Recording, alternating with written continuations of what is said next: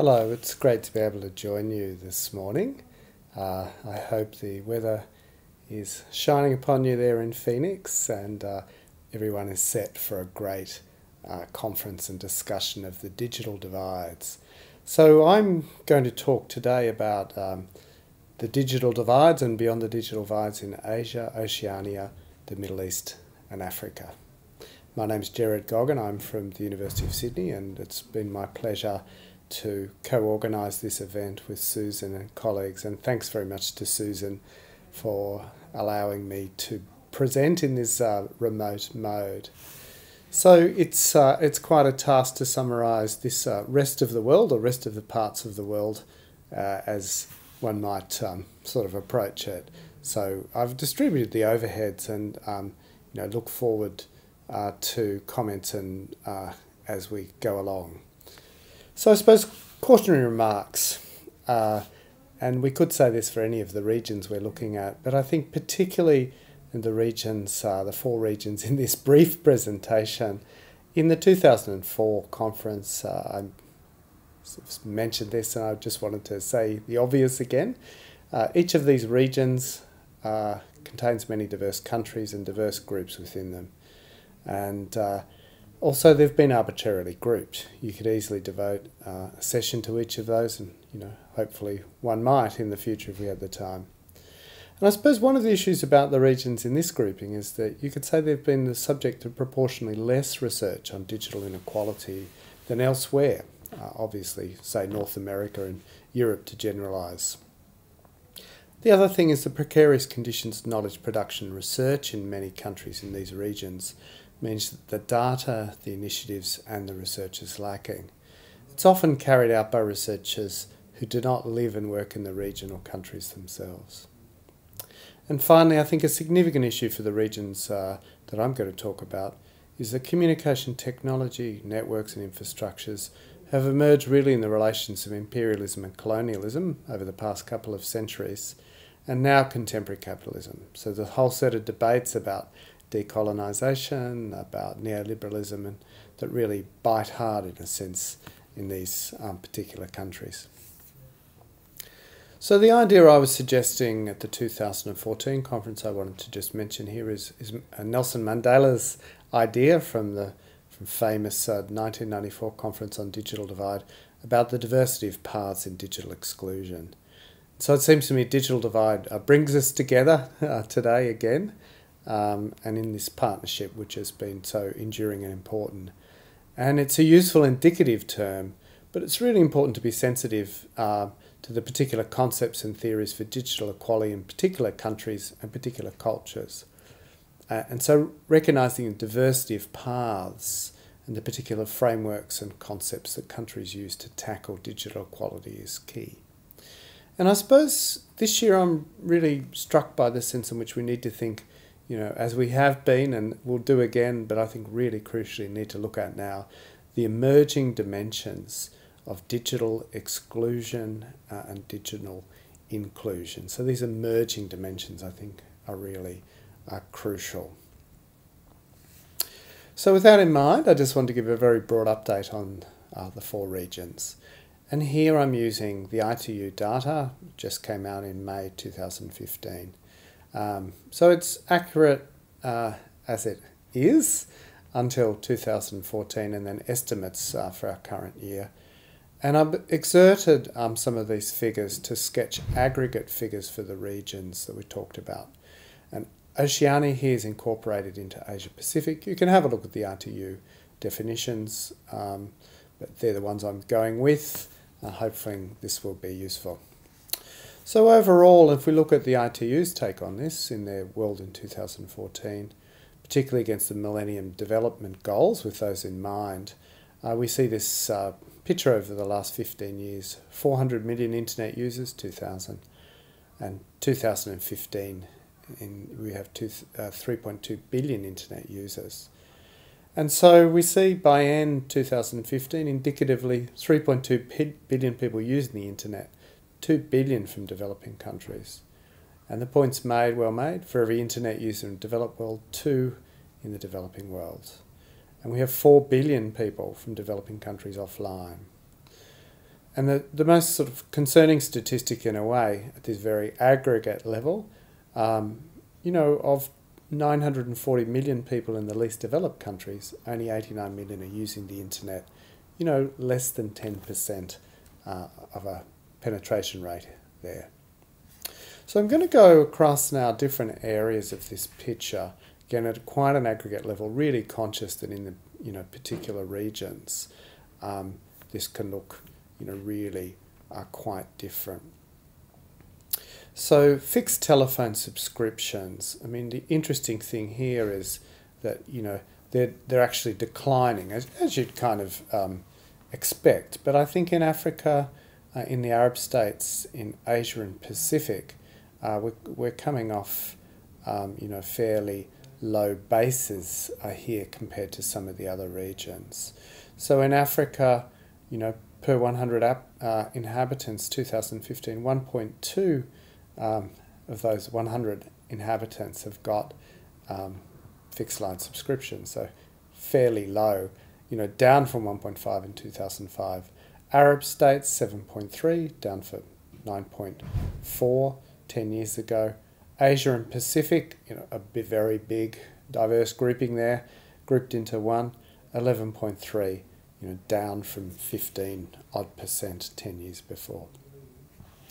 So of course, we're leapfrogging across over the last 15 years the fixed phone line, a lack of connectivity and lack of universal service. So mobile cellular subscriptions are where the action has been for a couple of decades now. So we look in Africa, 2015, 685 million in total. Arab states, 412 million in total. Asia and Pacific, some 3,700 odd millions of mobile cellular subscriptions. So incredibly interesting look at Asia and Pacific, half the world's cell phones essentially. But again, what we're seeing here is a slowing down of the rate of increase, the spectacular rate of increase in mobile cellular subscriptions. So in terms of regions of the world, it's Africa, 73.5 estimated for 2015. It's below the 100 per 100 inhabitants, or one per person as it were, marker. And similarly Asia Pacific, 91.6. So again, rates of increase here, we see in Africa, a slightly higher rate of increase. But these are extremely interesting figures. When we go to mobile broadband, I mean, the ITU's emphasised for some time now, and it's fairly evident that there's been an enormous amount of action here, and it's the driver across mobile internet and the sort of new sense in which the face of the internet for some time has been the mobile internet. We're looking here at the statistics for Africa per 100 inhabitants, 2015, 17.4.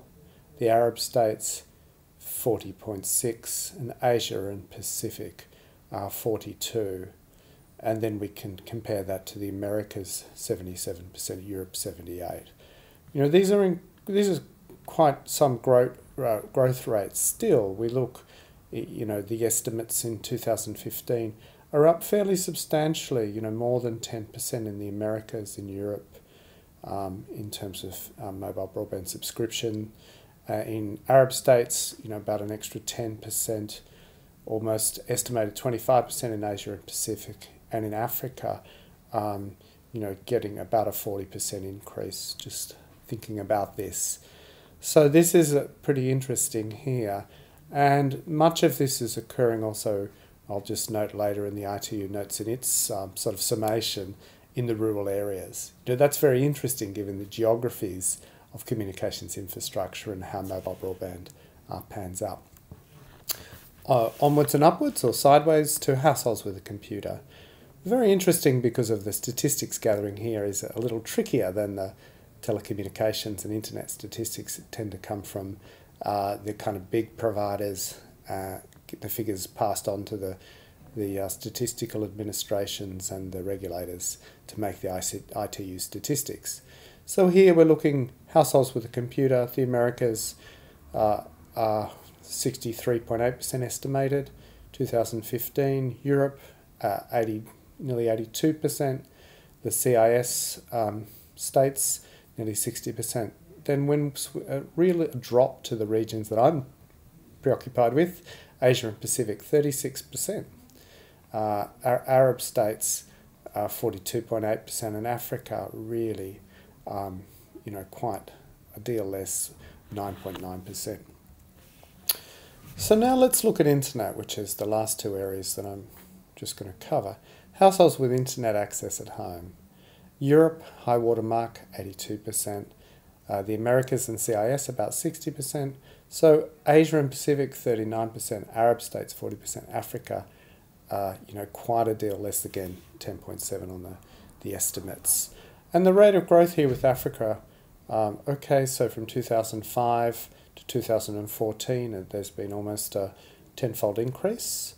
But 2014 to 15, the estimated increase is fairly small. Interestingly enough, just preparing this presentation for today, I was noticing there's a little bit of variation actually in what was estimated for 2014 and then what actually was the statistics gathered for that. So there may be a little bit of movement, but not a lot. So very low still households with internet access at home and low rate of increase in an aggregate looking at the African region. So individuals using the internet, again, the growth over the last 10 years, impressive.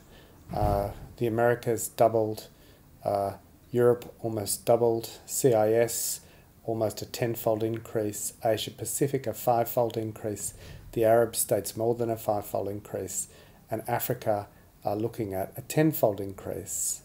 And so per 100 inhabitants, though, Africa 20.7, Arab states 37, Asia Pacific almost 37. Again, quite a gap to CIS, Europe, and to the Americas. Europe being the top with 77. So how might we understand these key issues in the rest of the world, or at least the rest of the world bit I'm dealing with? So the ITU gives us some of these headlines as well, and I've added some commentary. Africa, the region of obvious concern. 20% using the internet compared to almost 40% in Asia Pacific. Again, aggregates with very different countries. Africa is the only region where mobile broadband is below 20. So this is concerning given mobile broadband is rapidly expanding and into rural areas. It'd be interesting, what do we know about these rural areas in the mobile broadband? Presume if we look at the pie charts, the statistics the ITU has, there's a great rate of increase on mobile broadband in rural, but still a long way to go. And what do we know about the quality and capability of this? This is increasingly, something that's gathered by agencies internationally around broadband, but mobile broadband, there's particular issues here, given the nature of the networks. And then cost. If we look at cost in developing countries, fixed broadband, 3 times the price of developed countries. Mobile broadband, which is cheaper, although it'd be interesting to scratch the surface of the black box of mobile broadband and its provision. I think there's some complexities there around affordability and pricing. But, notwithstanding, broadly 2 times the price of developed countries. Then we look at household internet access. So moving from pricing of mobile broadband to access, 7% in the least developed countries compared to 46% of the world average. A vast disparity still. So these are very concerning issues. But I wanted to conclude with some thinking and discussion of the new dimensions of digital access that I'm sure will play out over this conference. Oh, that I wish I was there. So I want to draw on Jonathan Donner, a really important thinker in mobile studies and ICT for D, ICT for development. And he's got a great new book called After Access, just coming out from MIT Press. And he thinks through the emergence of more mobile internet in the global south. So the emergence of mobile internet, mobile phones, different modes of internet access which are mobile based in the global south. Actually, I think this is incredibly important for the global north, for the digital divide around countries of my own, such as Australia, and I think for other of the more or overdeveloped global north countries too. Actually, in Australia, for instance, we've ignored the mobile usage becoming the new norm. Our universal service policies, our affordability has been, to be honest, disgracefully behind. So one of the things that Jonathan talks about is about thinking through the very specific digital repertoires that people have. So this is a new twist on things like media ecosystems. And I think we need to think through this in our research policy and practice. Are we getting to this? Are we capturing this? So let's think, for instance, of a poor community somewhere in the African region. I was fortunate enough earlier this year to visit South Africa, only just one country in the African region, and in many ways a better resourced, more privileged one. But there's some fantastic research going on around mobile and ICT communication to capture and study and respond to and think through the new kinds of usage. So let's think about or imagine a poor community somewhere in the African region using music across ICT platforms. So what's the mix in their usage between use of mobiles for listening to music, switching to PC and software for making and producing music, doing performance, and the kinds of way they store, record and edit music? Their mix of using USB sticks, DVDs, CDs, and then maybe using SoundCloud and other cloud-based sharing methods that may work or not work depending on the network infrastructures and the cost. How does this look? What do we know about these digital repertoires? A bit, but do we know them systematically?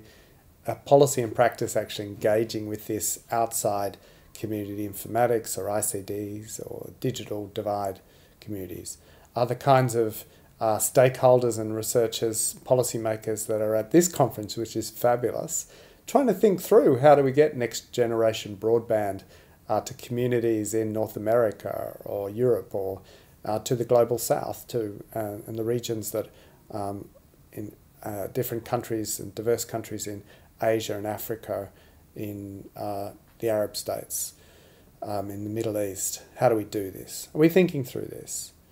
And when we do this, what about the new constraints that are emerging?